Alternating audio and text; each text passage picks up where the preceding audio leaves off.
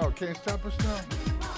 I know you've been trying hard, but that's your fallacy, not mine. Nah, you need to get on the good wagon. Roll with the momentum. We're here to save you, not grave you. Empire Talks Back is brought to you by the Improve Association, where we're promoting business and community partnerships. And of course, WestsideStoryNewspaper.com, where you can get local news every day. WSSnews.com. Here on Empire Talks Back, we want you to ask the question. We want you to seek the truth. You must learn to think critically, and we will all improve. We need to increase our quality of life while respecting each other and the planet we share. Folks, we share this planet. You own it, but you gotta take care of it. Empire Talks Back is available on podcast, on iHeart, Spotify, and every place that they carry the Real Deal podcast. And this Sunday, as every Sunday, is the Think Factory. We're here to provoke, get you to think about it. You may solve it, you may not, but if you think about it, you put the right thoughts in the air, somebody will grab it and carry it from one spot to the next. You know, that's how we work. That's how we work.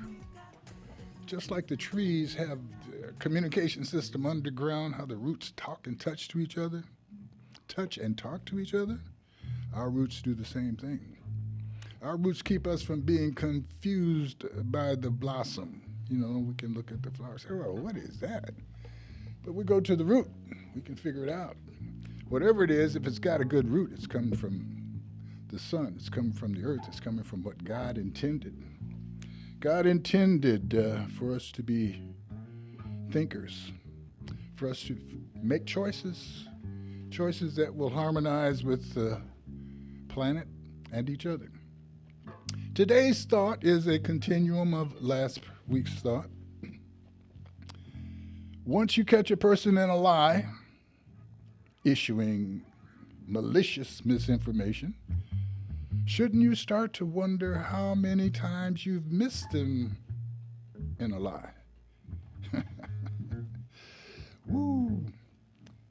Once you catch a person in a lie, shouldn't you start to wonder how many lies you've missed them in? Trust is harder to build than credit. Trust is harder to build than credit, as it should be. Now we have an opportunity to trust and examine and verify, or we can trust and throw our logical thinking tools in the air and just say, well, you know, I trust them. Trust and verify. That's what we want to be able to do. And today's guest is Dr. Homer Fleetwood, our historian. He's worked with the historically black universities, who's worked with historically ignorant people like me who are seeking the truth and need to be able to lean on a tree of truth that's rooted deeply so that we can figure things out. So we'll be getting a chance to talk to Dr. Fleetwood in a moment. I want to remind you, save a date. Your Labor Day weekend, Friday the 1st and Saturday the 2nd, at the Arrowhead Country Club, the IE Jazz Festival will be taking place. And folks, when I say festival, I know you think about, 10, 15, 20,000 people. No. Exclusivity. It's not going to be a great big crowd. It's just going to be a great big fun, a great big experience that you'll be able to tell your friends about, but more importantly, you'll be able to drown yourself in and absorb the beauty of the days and the people that are there with you. And we're not talking about a lot of people. We're talking about a lot of quality. And you want to be there. So you'd be looking for your tickets for the IEJazzFestival.com so that you don't miss it. And to prepare you for it and to get you ready for that great music of that day, we are presenting great world-class jazz every Friday at the Arrowhead Country Club. This coming Friday, July 21st, we'll have Mood Master back, featuring Philip Guzman Jr. on vocals, and of course the Mood Master himself, Mr. Anthony Garcia, my right-hand man here this afternoon. Well, thank you, Wallace. Thank you very much. That's all right, Anthony. It's a lot easier to thank you than to give you that money you've asked for all the time. You know? What money? How far back do you want to go? No, I don't want to. Matter of fact, I got the IOU in my back pocket right Anthony, we're going forward, my brother. Yes, let's go forward. Let's just go forward. You can owe me more, huh? Well, you know, what the owe me is, that's the theme. You know, me, oh my, oh. We talk about what they owe us, but more important than that, we talk about the opportunity to step up and get what we think is ours and hold on to what we think is ours. And sometimes if we don't think deep enough, we don't even know where to start. So once again, this is why I've leaned on my associate, Dr. Homer Fleetwood, to kind of help us out. Doc, how are you this morning? I'm well, thank you. How are you, Governor? God is great. I'm extremely grateful and happy that you gave me the opportunity to say it again. God is great, and I'm extremely grateful. There's things going on around me that I'm not really happy with, but that gives me a shot at calling God's name and saying, man, what's going on? And then I get an answer, and then I get back in my lane and do what I'm supposed to be doing. So, Doc, we're going to... I've been around long enough to remember to thank the Lord every time I wake up. That's what I'm talking about. Listen, we're going to take a short break. And, Doc, when we come back, I'd like for you to introduce us to a couple of concepts here. One of them is the importance of history, why it's important, not just for the past, but for what we're going to do in the future. And as an example, I went to a movie yesterday, a movie called Black Ice. It had to do with the game of hockey and, you know, really informative, especially to me because, you know, I'm an opinionated person, and I just never thought hockey was a thing that black folk were involved in. But I forgot all about in Halifax, Nova Scotia. Forgot all about the fact that, you know, the Underground Railroad came through the United States. It didn't stop here. It went to Canada. You know, so the Canadian experience is supposed to be the ultimate for, you know, the Red Star, the North Star, the completion of the move to freedom. And, you know, so we expect and have been kind of told that, you know, the white people in there in Canada were a lot more receptive to helping black folks be free and participate and provide all kind of equity in there. You know, and Canada's this big, diverse, wow. Turns out to tend to be much like their cousins south of the border.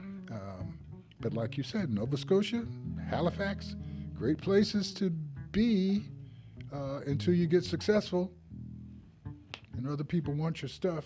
Anyway, this is Empire Talks Back. I'm Wallace Allen. Today's guest is Dr. Homer Fleetwood, historian, former instructor at the historically black college universities.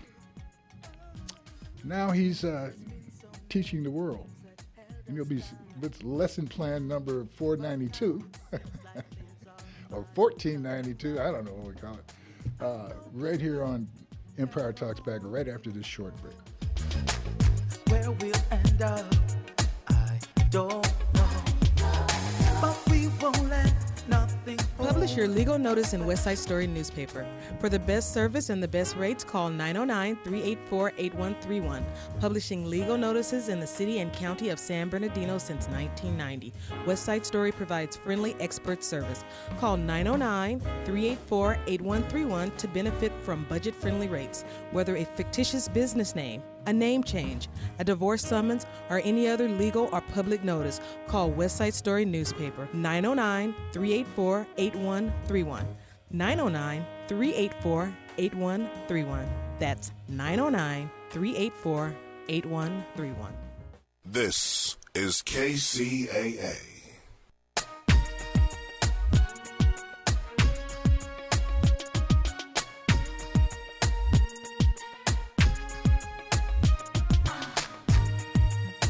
All right, we're back. This is Empire Talks Back. I'm Wallace Allen, here on the case for truth and justice with the right information to help improve the situation.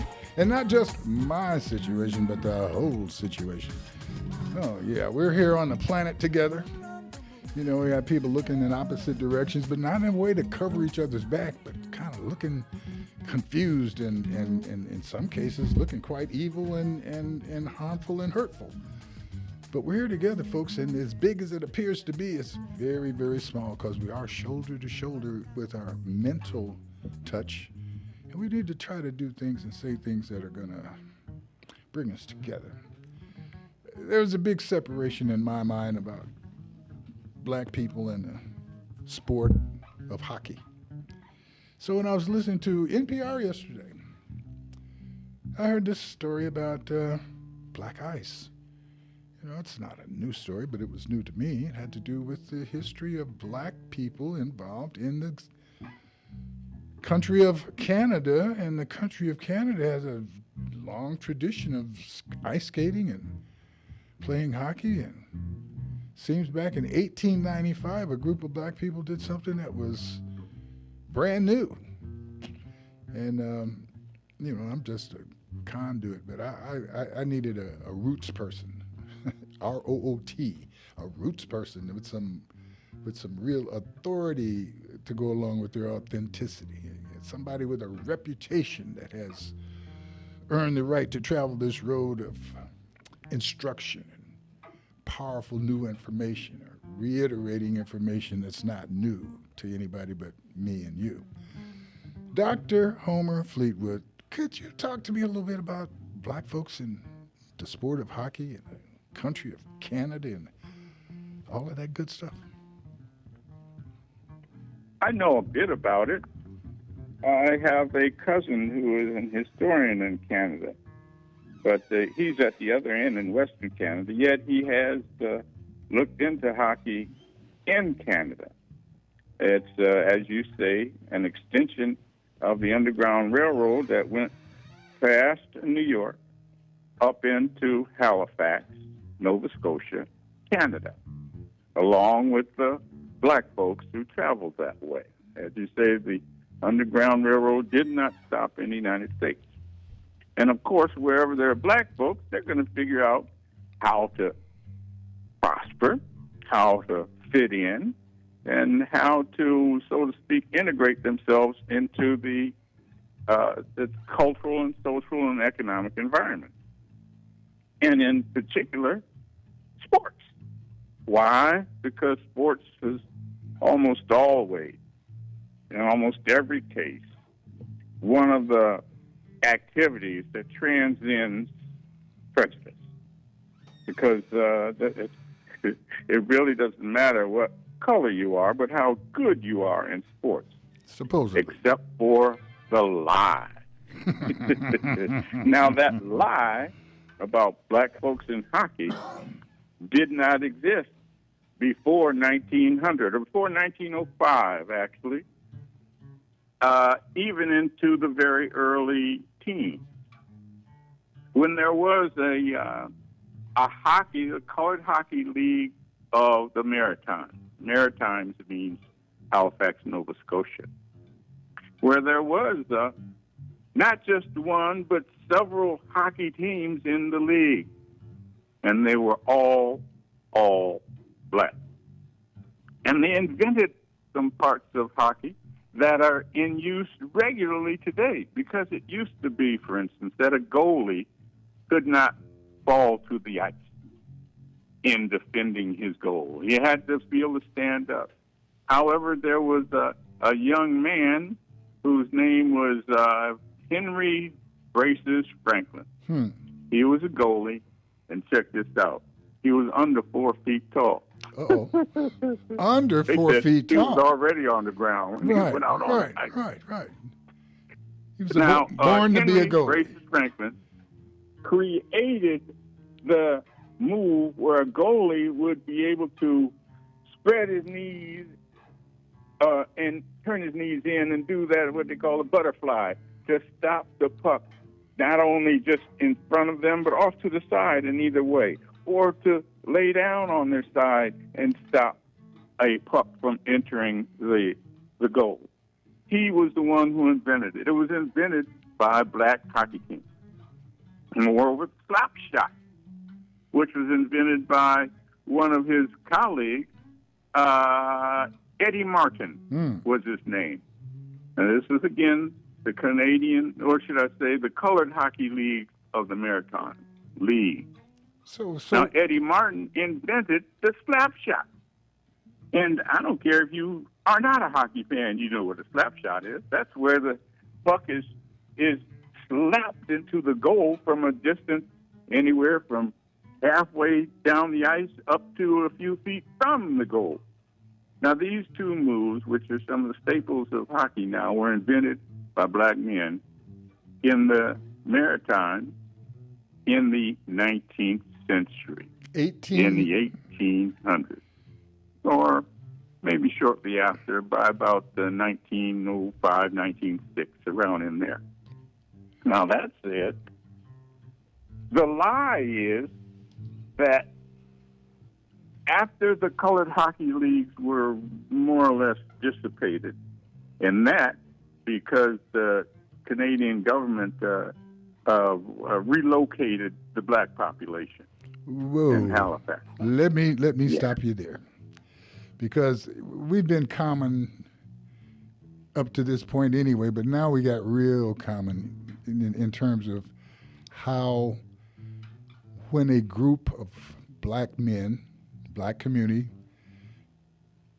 creates itself self-sufficiently outside of the normal flow of white people who didn't want them around. Even in Canada, the end of the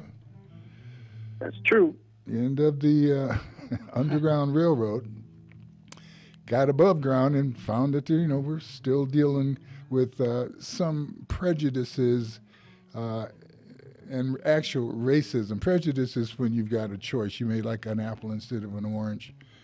Racism is when you like apples and don't like oranges, but so you cut down all the orange trees.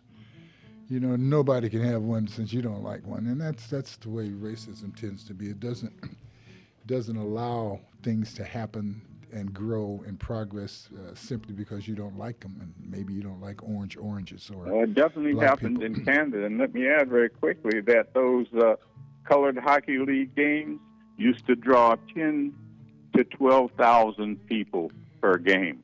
And they also were the Nova Scotia. The gateway to integration, in the sense that the white teams, though they weren't in a league, wanted to participate and make some of that money. So the white teams would actually play the black teams, come and play the black league, and that they could get a cut of the money.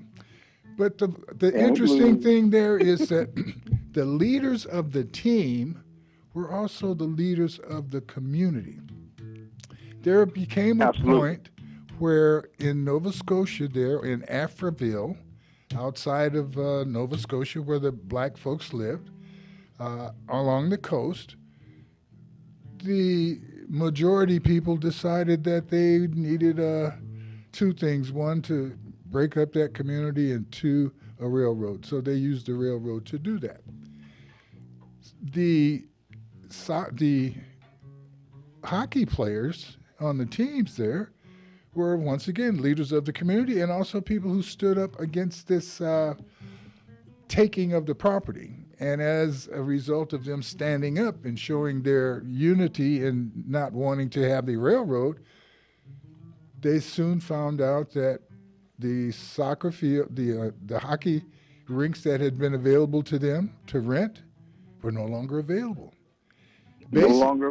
Basically, and not to mention that the white hockey games at that same time were only drawing 5,000 to 6,000 people per game.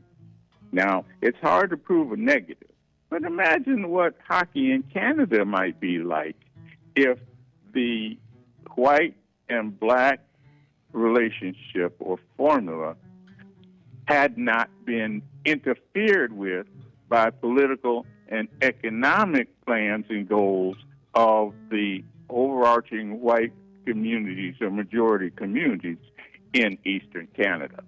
Not just not interfered with. What would hockey look like in America? Because the same relationship or the same formula might well have applied. And then when they started playing white hockey games in the U.S., they said, well, black people can't play hockey. We don't see them playing hockey. As a matter of fact, their ankles are too weak. They're not smart enough. The same type of lies, blatant lies that you hear in almost every sport and almost every arena about people of African descent in North America. And in South America, the Caribbean, you name it, even in Africa. And in the middle, and it is a lie, a straight-out lie, and the which lie is replaced by white domination. The lie is told in the middle of the truth. Right in the middle of observing the truth, they've got the lie. And, you know, the famous statement is, you're going to believe your lying eyes? We had these hockey players. We had these hockey players who were traveling, who were initiating games against white teams and beating them regularly. But the newspapers would show all kind of caricatures, racist caricatures that suggested the black team couldn't play, they were no good. You know, and it's just amazing to me how even in the world of sports now, you'll have people say, oh, that guy ain't no good, but he beat you. he kicked your he kicked your Rizuki all over the bazooki, but he ain't no good. Yeah. It's not even good logic. You know, good logic says, hey, you're the second greatest player on the planet. You almost beat me. You gave me good competition. That's, you know, that seems to be more of a, you know. But anyways, Dr. Fleetwood, you said they interfered with the black game. And instead of interfering, if they had not interfered, what could have taken place? What if they had What if they had joined in enthusiastically and partnered? Now look at the growth. Well, and I say that because they still have that opportunity. America still has that opportunity to join in to the momentum and the movement. Don't be the back ass part of it. You got. I remember, and I'm going to say it. Tell me, don't say it. Don't say that. Tell me, don't say it. I'm going to say it. Tell me, don't say it. I'm going to say it. It has to do with hip hop, rap. I remember.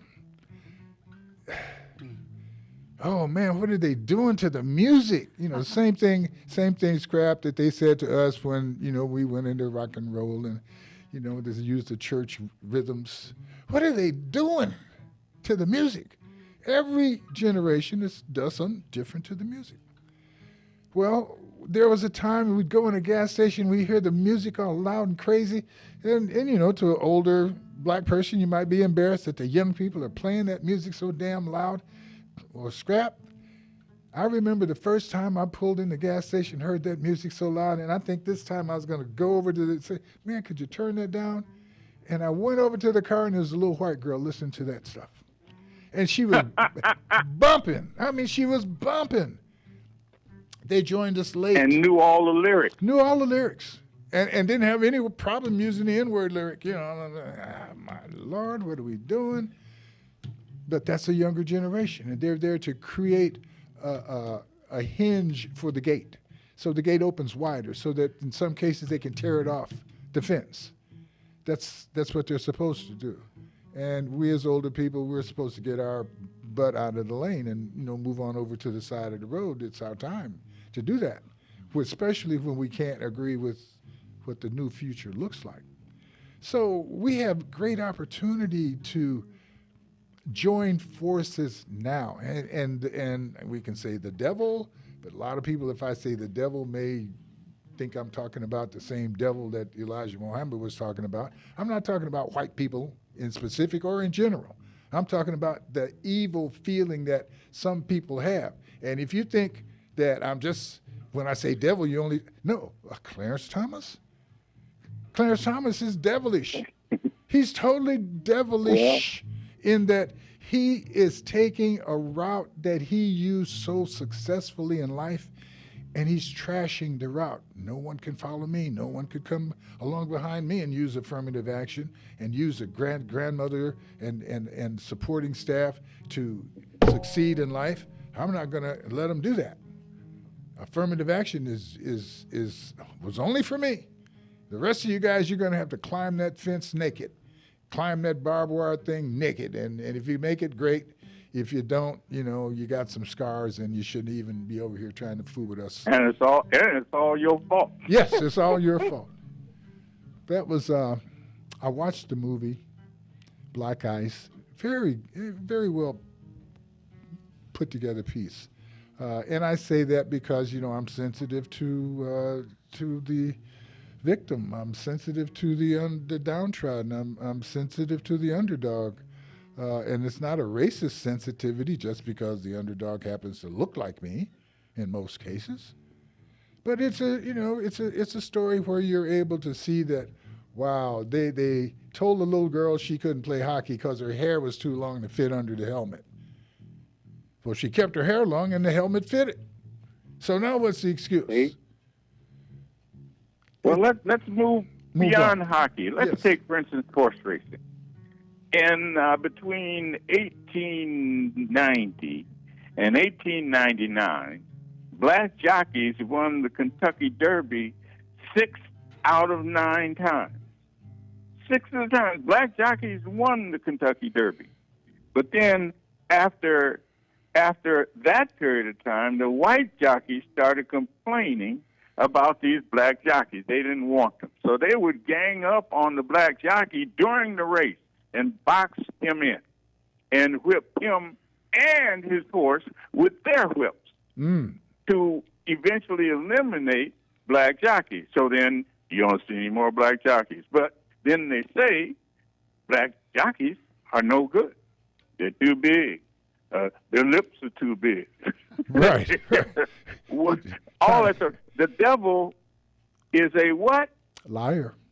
A liar. And the father of lies. Now, what's that man? Elijah Muhammad got things a little twisted. He took advantage, and he tried to make the devil white. Devil ain't white. The devil is the devil and the father of lies. So whenever you hear lies, that's just the devil. That's the devil. And plus, imagine what had happened if they'd continued with black jockeys. And there'd be little young men or even young women, white, black, brown, yellow, red, who might well be riding these horses and win. Right now, they use a lot of Latino and Latinx jockeys. But it doesn't have to be that way. But it got that way because of a lie. Well, let's take a look at bicycle racing. Let me interrupt you just national, international bicycle races. You think of the Tour de France. Well, there's a black man whose name was Taylor. Garrett. Major Taylor. Major Taylor, right. Major Taylor, who in 1899 was the world bicycle sprint champion. He rode the mile quicker than anybody. Yes, the mile, quarter mile, you name it. All the sprints. He was the national sprint champion between 1899 and 1900. Raced in Europe, Australia, and he beat the world's best riders between 1901 and 1904. And even had a comeback in 1907. But he's been erased. I don't know what the excuse is about black riders, but he's been erased. Let me take us back to, Scrap, if I can, take us back to the jockeys for a moment. And sure. Let's look at the fact that the owners of these horses, they had motivation to win these races. And if I've got a black guy riding my horse and he's winning races, I'm not real sensitive to this white story and the fact that you're telling me you want to race black guys against white guys here. And the white guys seem to be losing because of whatever. So the black jockey wasn't disappeared because of white owners saying, well, we just don't want you riding anymore. They disappeared because white jockeys created what's known as the Jockey Club and got the owners to agree to only secure their jockeys from the Jockey Club. That was an That's right. assurance to the owners that it's okay, we may be taking out some of the best jockeys, but we're going to at least put you in a situation where they are all potentially the same in quality. They're all going to be white, or they're all going to not be black. And that was, again, at the insistence of the jockeys. Of the jockey group. The jockey group and the owners went along with it because as long as I've got a fair shot at winning, or a shot at winning, maybe I'll give my horse a drug and he'll have a fairer shot at winning.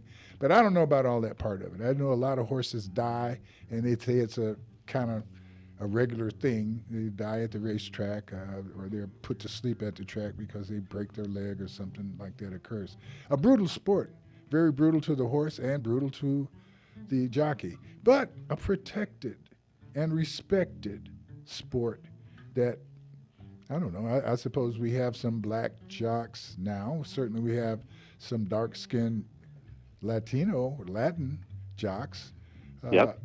But, you know, the thing that we can go back to the hockey and acknowledge is that when you create an organization, whether it be sports, civil rights, or civics, piano group, band, and get successful and have a bit of authority, you can be called uppity, out of place, and start attracting that negative attention from the majority people to where they break you down, break you up. And what underlies all that? Just one word. Racism. Racism. Racism. Hello? Racism is a lie that reifies or propels itself, which then becomes a foundation for economic, political, and social action. Now it's so subtle. They said that black, what they call it, why they're not letting black students into colleges at the numbers. They said that it's not the numbers of black students that should be counted. It should be equality. Well, it measured equality. I'll tell you. And you will see that when you look at the high school grades, when you look at the quality of their essays, you'll realize that black students qualify at the same rate about as anybody else, particularly if you remove the legacy entrances whose parents went there. The scholarship, the large scholarship presenters, the ones who present these large endowments to universities. Of course, their children and nephews and nieces can get in. And when you take those numbers out, which in itself is affirmative action, just not based on color, but based on influence, well, then you will have a lot more room for those black students who have outperformed the sons and daughters and nieces and nephews of those legacy entrants. What feeds this racism is a very interesting thing. I don't think, I think the idea that scarcity is an issue. Somehow they think there's not enough room at these schools for everybody that wants to go, which is a lie. Education is kind of like oxygen. It's available if you just want to direct it at someone. And to deny education, I don't understand why we would want to be walking around with people who are walking in their sleep. Why we wouldn't want to wake people up to the truth of life, wake people up to the real opportunities that take place when we open our hearts and minds to each other's suggestions and positivity. And that to me is the real problem. Most people think that racism hurts the victim only. It's as though the con man, one see cons people that, you know, whatever they believe is okay. The con man, the con man is the problem. The one who executes and perpetuates the lie, the one who reinforces the lie, the one who is apparently charismatic or educated enough to pull other people off the main highway onto some side road with the idea that they're going to get more out of the woods than they would in staying on the lane to their real destination. We have so much good that's being wasted, like the food we throw away every night. You know, from the restaurants, you know, they can't give it away. They can't give it to people who are hungry. Well, no, they didn't work, so they don't need to eat. Come on. Maybe how many people have visited a slum area and got rich on the song that they wrote? Did they run back to the slum area and pass some money around for being inspired? No. The stories that we write about people who are poor, hungry, deprived, Hollywood doesn't want to give the writers of the stories they love a fair share. They're not saying, give me all your money. They're saying, give me a portion of the profit. And I'm only asking for that because you brag about the profit in your annual report. You're making hundreds of billions of dollars, and I just want a couple points off of that. Nah. Greed. Folks, greedy is a big problem that feeds the lie, that feeds this con job about there not being enough for everybody. And if everybody's got enough to get along, nobody will want a job. That's not true. Doc. Jobs, work is self-fulfilling in itself. Well, Doc, it's a way that a person creates their reason for living. It's the quality of their work. That's their work, but it doesn't have to be a job. Let me tell you, Doc. Let's look at a job that we thought we'd never have. That's the shopper. Okay, that's the shopper who is paid by the company or paid by the data collector, to go out and spend $2,000 and tell them where they spend it on. That data is more important than the $2,000 because it helps them figure out, the data pushers, how to figure out how to go make $200 million. So let me say this. If you were worried, if you're one of those people that's worried about universal income throwing us off because of the fact they're not working and they're just getting their stuff for free, yeah, people say that about Social Security. You don't get Social Security unless you worked or somebody in your family worked. That's right. Okay, so for our economy to function like it did during the COVID, when the government gave money away, they gave it away, and the crooks got most of it. But they gave it away and gave it to people who gave their money back to society. The savings accounts didn't grow. People spent that money except for the crooks. The crooks stashed it, did with it what crooks do. And I'm not an expert on that except from a point of observation, and most of that is looking at basically what happens to poor people when they get elected. They get rich. Damn, I didn't know that part. Let me say that again so that I can, piss off some more people. How many people do you know that went into the government, went into being elected? I want to be elected to help if they were poor. But after a couple of years of being a county supervisor or a state legislative person, they got money now. Heck, they got $1 million. Where'd they get that from? Ask Clarence Thomas. I'm sure he's got the right answer because Clarence swears that, hey, I started asking people around me if I should report all of these gifts and stuff. And they told me not as long as it's from a friend. Well, hell, I'm a Supreme Court judge. Ain't no problem in making friends. I can walk into any country club in the country and make friends with billionaires. And now that we're friends, they can take me on trips, give me money, buy my grandmama's house, buy my house.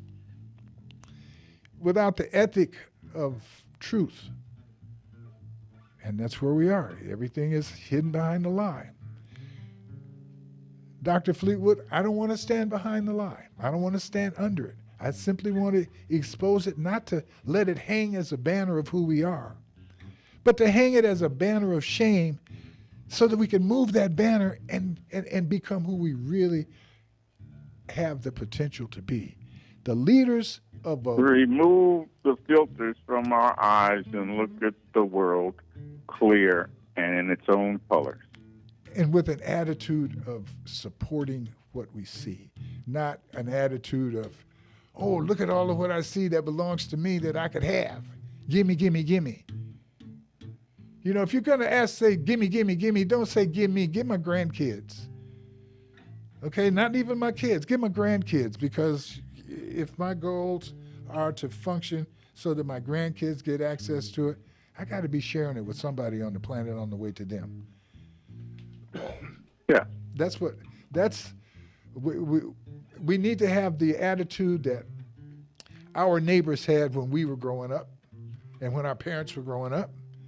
And that's that you may belong to them Allens down the street. But when you get up the street here and you get to acting a fool, little Allen boy, I got news for you. I'm going to spank your butt, and I'm going to walk you home to your daddy, because I know. So your daddy can do this thing. He going to do better than me. If I tell him I swatted you 4 times, he's going to give you 10. That's the way daddies were. I don't know, maybe that's why the government did everything they could to be sure that there were no black daddies, or if the government was giving you money, we give you money, but it can't be no man in the house.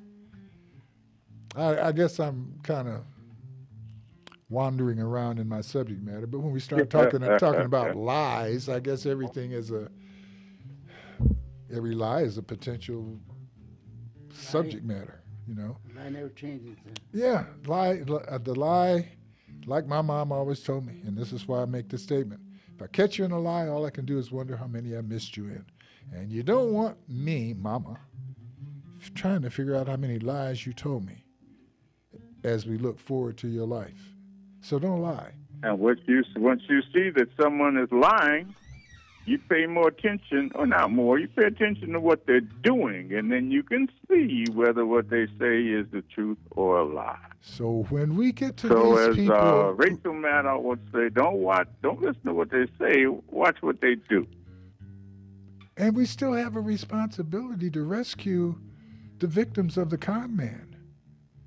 Well, you know, the con man, the people who have been conned have a name for their condition. It's the Stockholm Syndrome.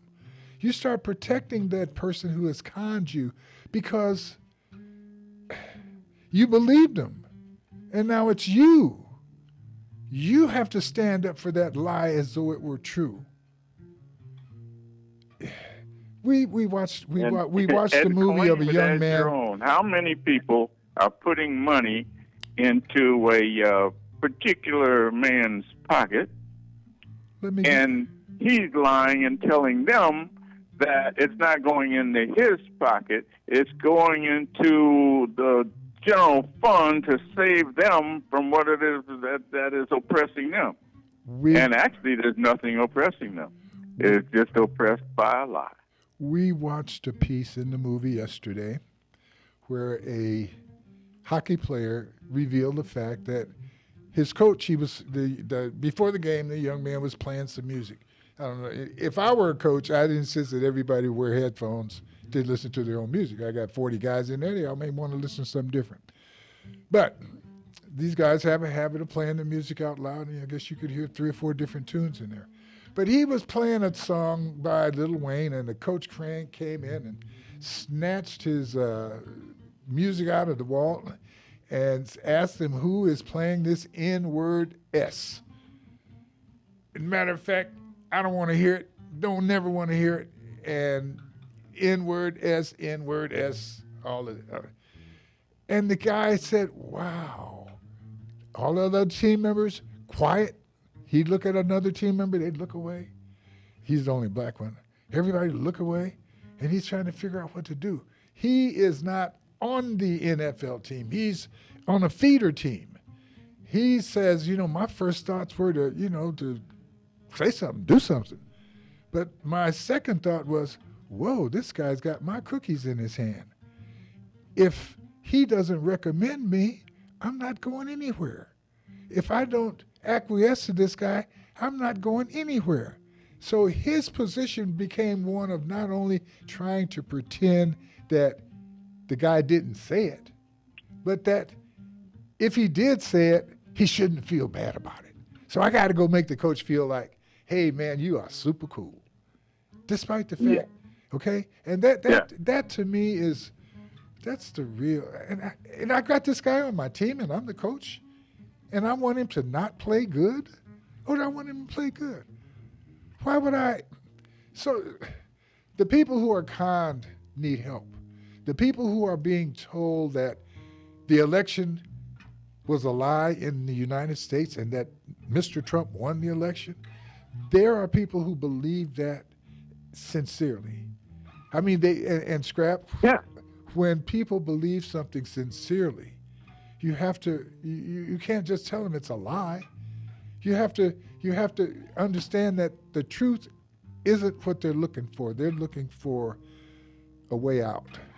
They're looking for an excuse to say why they were trapped into that lie. And until they find that, they cannot acknowledge it as being a lie. They can't say that I've been fooled, I've been trapped, I was made to look stupid by somebody who's slicker than me. Nobody wants to say that. And for us to point out that here's a con man and he made a fool, that's not going to change him. That's not going to help him. That's not going to help us. That's not going to help the world. How do we figure that out? I was hoping to get maybe I can get a psychologist. I don't know. Do I need a psychologist, a psychiatrist? Do I need another con man to help bring these people to the truth? I don't know.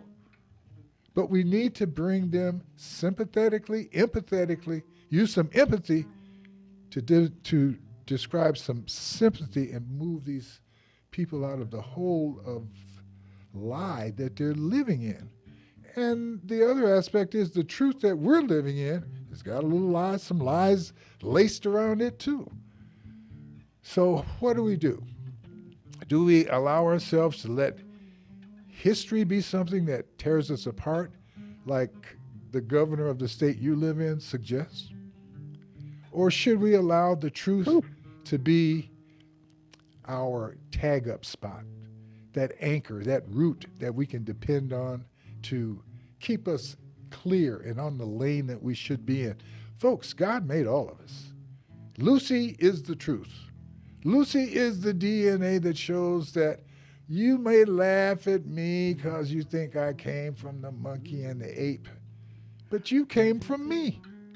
Huh? Wait a minute, back up. What'd you say? I said that if you laughing at black folk because you think peeling a banana and humping over like a gorilla is an insult to black people because evolution, go back to Lucy, fool. You evolved from us. So if the monkey was at the top when we started and it came to us and then came to you, come on. Let's be friends. Let's play hockey, Let's ride the bicycles.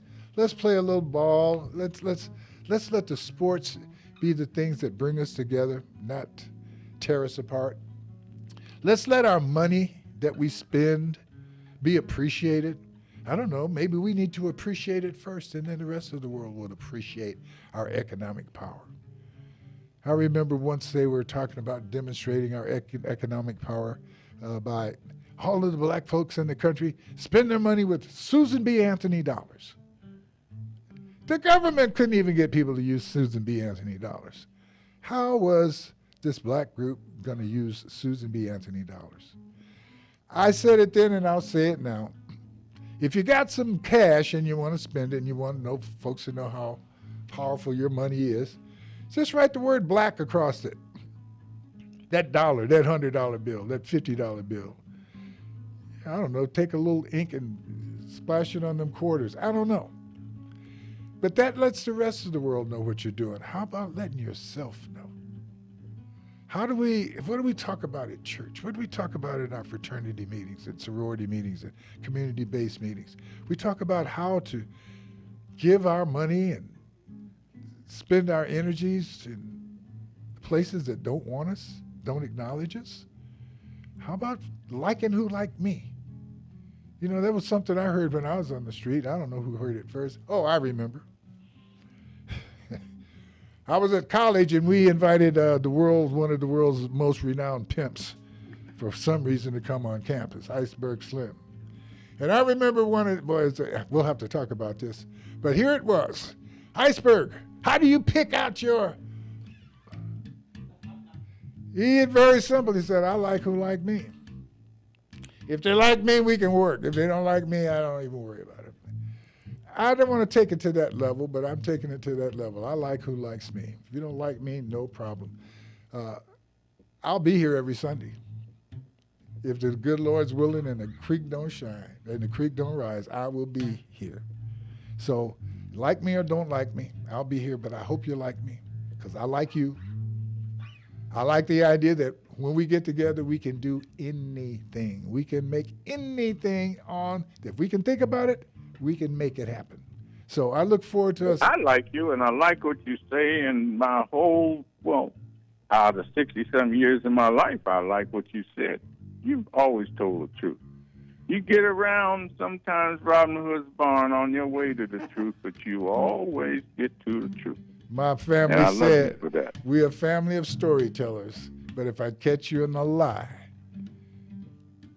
and that wasn't a pleasant following to that word. So praise the Lord. Thank you, Jesus. Thank you, Scrap. Thank you, people, for spending time with us. And even thank my enemies for your points of inspiration. God bless you. See you next week on the Two Circumstances. If the And good Lord's also willing, you. if the creek don't rise. See ya.